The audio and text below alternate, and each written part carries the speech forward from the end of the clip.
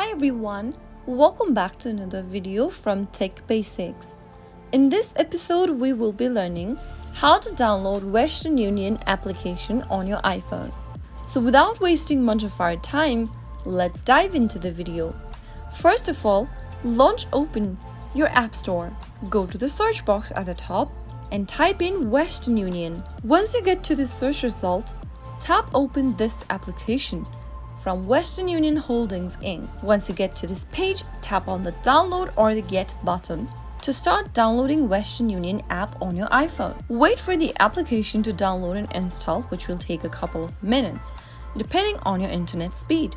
And once it is completed, tap on open to open the Western Union application on your iPhone.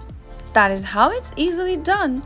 If you found the video to be helpful, go ahead and give us a thumbs up. Don't forget to subscribe to the channel by hitting the subscribe button.